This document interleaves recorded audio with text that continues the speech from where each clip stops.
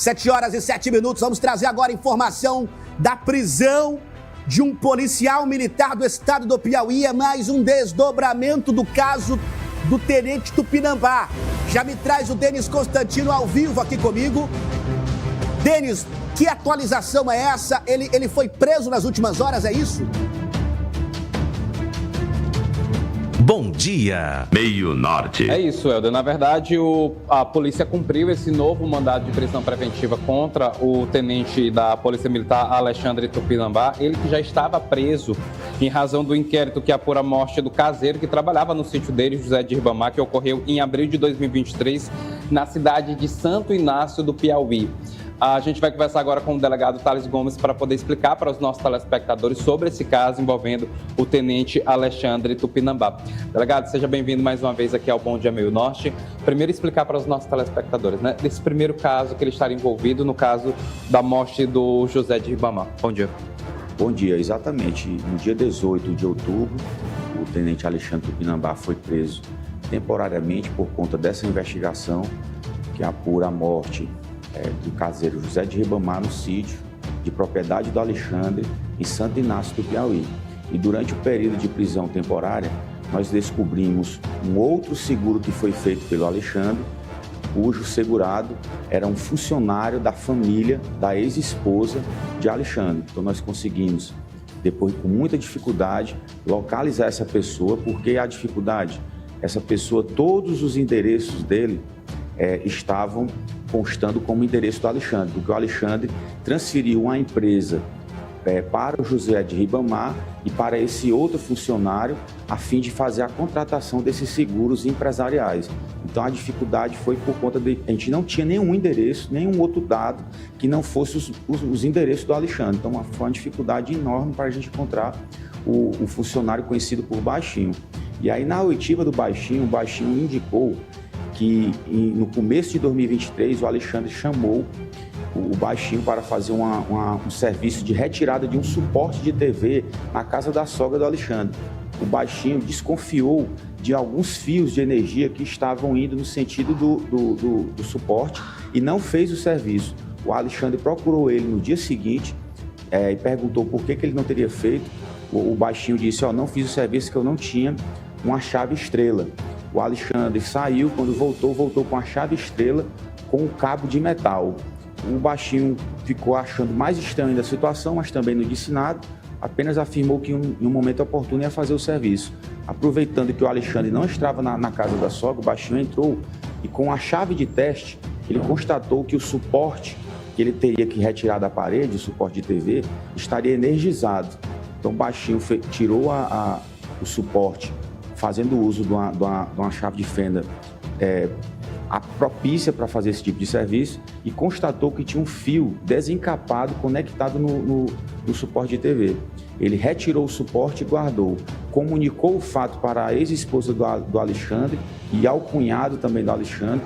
E o Alexandre, ao ser questionado pela esposa, que foi o início da separação dele e da esposa, o Alexandre afirmou que teria mesmo tido a intenção de matar o Baixinho, mas o motivo ele não falou em seguro. Falou que o Baixinho teria tinha molestado a filha do casal.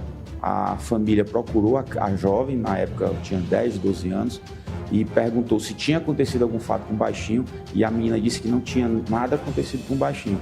Então o Alexandre fez um seguro também, assim como fez para o José de Ribamar, fez um seguro para o Baixinho, que é o Francisco de Assis, contratou esse seguro, um seguro de R$1 milhão, cujo próprio Alexandre seria o beneficiário.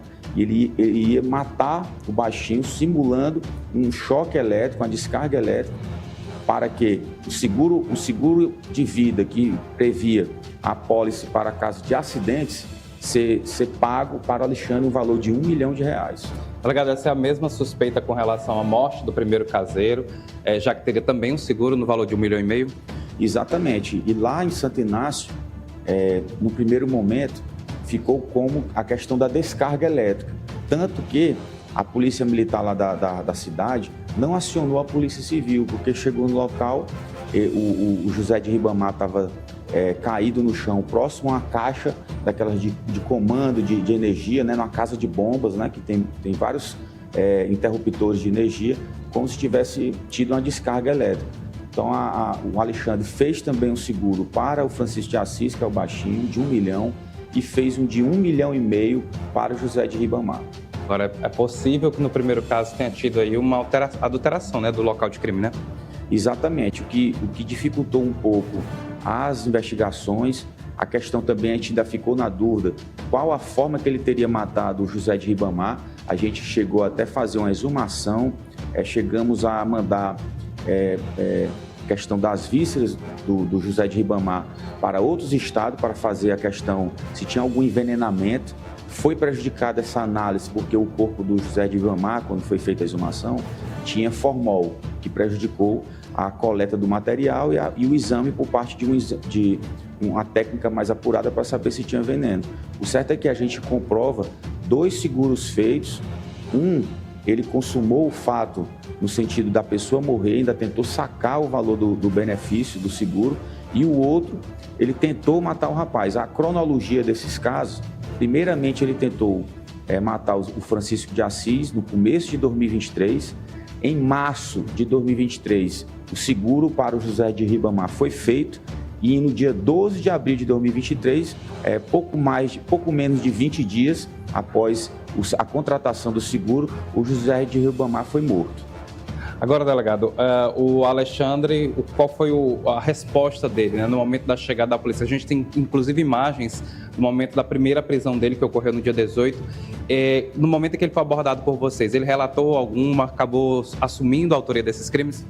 Essa prisão aí que está sendo mostrada, ela foi feita junto com a Corregedoria de Polícia Militar, e a gente bateu no apartamento dele, ele abriu a porta, a gente comunicou que estava fazendo uma prisão, ele em nenhum momento perguntou o que se tratava, o que estaria acontecendo, só assinou o mandado, ficou em silêncio. Para não dizer que ele não falou nada, ele pediu para fazer uma ligação com o advogado, somente.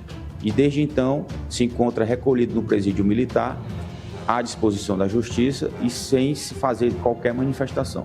Agora, com relação ao histórico, né, do Alexandre, me parece que ele já responde por crimes relacionados a golpes financeiros contra uma ex-parlamentar, também envolvido em crimes relacionados a roubos de veículos. Ele é um indivíduo que tem um histórico de crimes, né?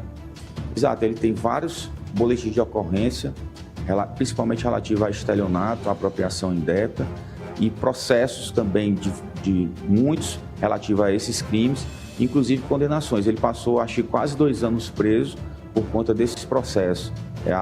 Carros alugados, que eram alugados e dados em garantias em situações comerciais, contratuais, né? Questão de cheques, né? Que foi o que motivou a prisão dele. Então, o histórico já criminal relativo a esses crimes patrimoniais, né?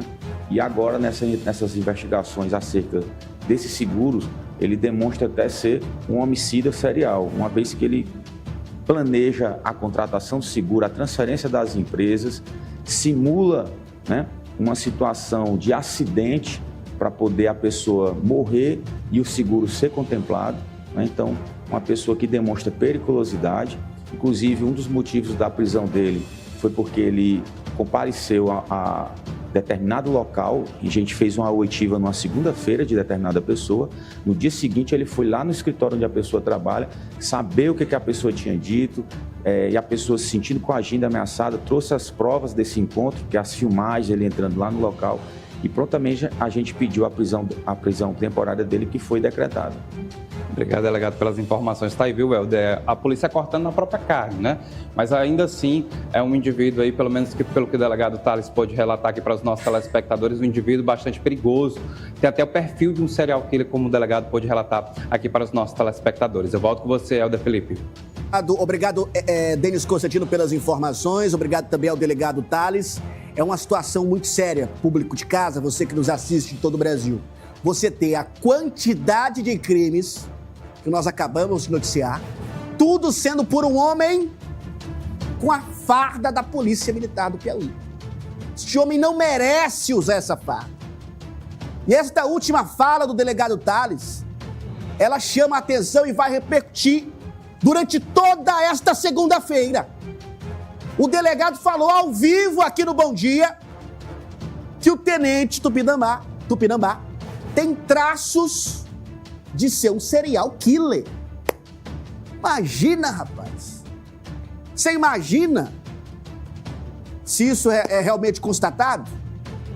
No Piauí, um policial militar ser considerado serial killer? Planejar mortes, executar pessoas, antes dessas execuções, fazer seguros em nome dessas pessoas para depois receber vantagens em dinheiro. E não só isso, acusado também de realizar vários golpes. Uma pessoa que, em tese, estaria acima de qualquer suspeita, já que trata-se de um policial militar e que já foi preso outras vezes também, conforme trouxe o delegado Tales. A necessidade de cortar na própria carne, ela se faz de forma muito relevante. Por isso que nós temos que apoiar o trabalho da Corregedoria da Polícia Militar, da Corregedoria da Polícia Civil e de todas as corregedorias que existem. Porque é inadmissível que uma pessoa, em nome do Estado, usando uma farda que, na verdade, deve ser sinal de segurança, deve ser sinal de obediência à lei, esteja, na verdade, colocando a própria sociedade como refém em prol de seus próprios interesses. 7h19, você está acompanhando o nosso Bom Dia Meio Norte.